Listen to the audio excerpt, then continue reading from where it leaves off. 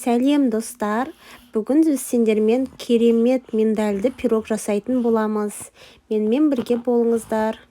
Ең алдымен ыдысымызға ұнды, разрыхлительді, шекерімізді салып, жақсылап бір қалыпты қылып араластырып аламыз.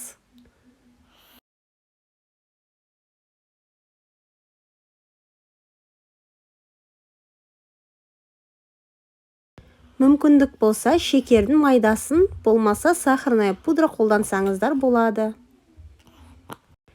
Ірі шекер қолдансаңыздар, песочный тестода ерімей түйір-түйір болып қалады. Сондықтан песочный тестода сахарная пудра болмаса, майда шекер қолданған дұрыс.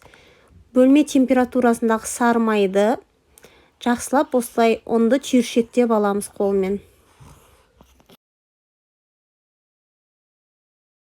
Енді қамырымызды жинау үшін ішіне бір жұмыртқа салып, бәрін бір-біріне біріктіреміз.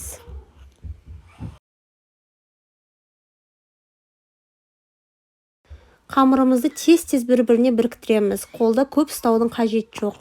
Қолда көп ұстаған сайын сары майымыз еріп, песочный тестамыз жөнді болмай қалады. Сондықтан тез-тез біріктіріп, холодильникке жарты сағатқа, 1 сағатқа салып қоямыз.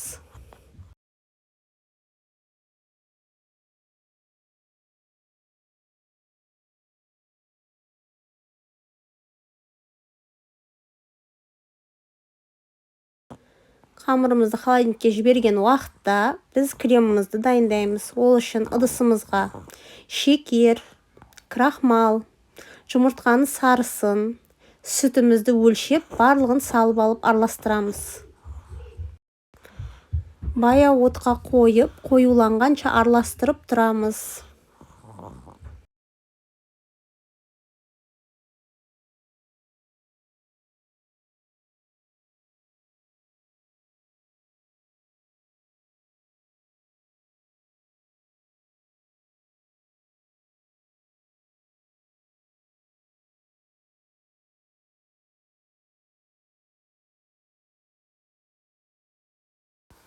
Ең бірінші осылай араластырып аламыз. Одан кейін отқа қоямыз. Отта өстіп араластырып тұрамыз қоюланғанша.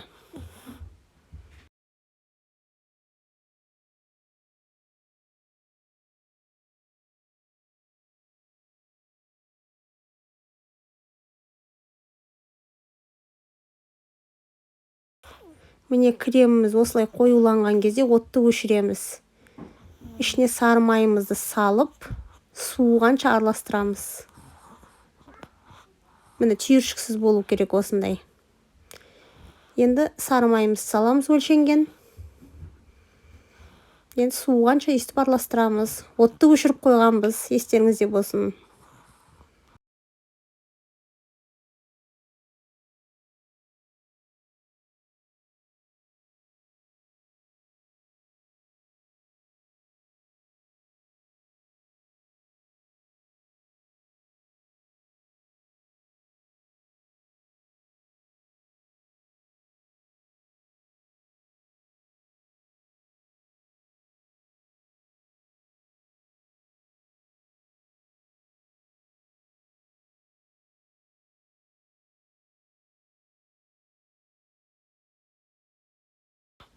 Суыған кремімізге осындай термостабильный вареный сгущенкамызды саламыз.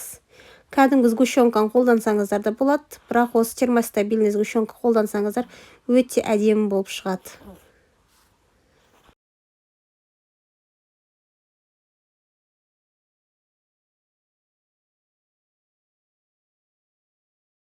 Міне қараңыздар, өте күшті крем шықты бізде.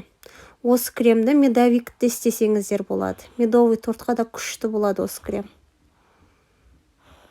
Енді формамыз 24 сантиметр біздің. Ішіне қамырымызды саламыз.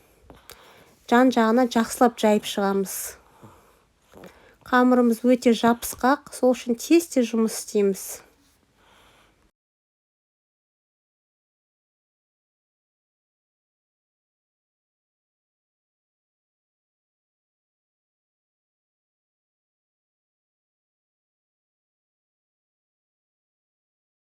Кремімізді бір қалыпты қылып жайып шығып, бетіне миндальный крошканы сеуіп шығамыз.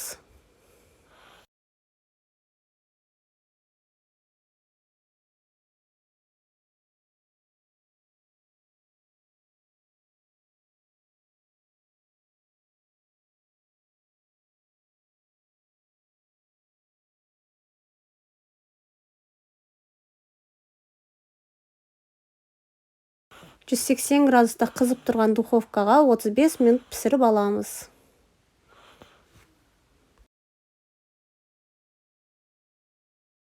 Міне біздің піскен пирогымыз. Қазір суытып, мен сіздерге ортасын кесіп көрсетемін.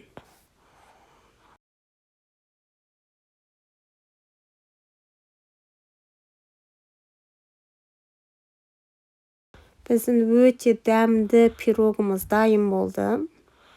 Міндетті түрде жасап көріңіздер. Сіздермен болған Маржан. Менің каналыма тіркеліп, лайк басуды ұмытпаймыз.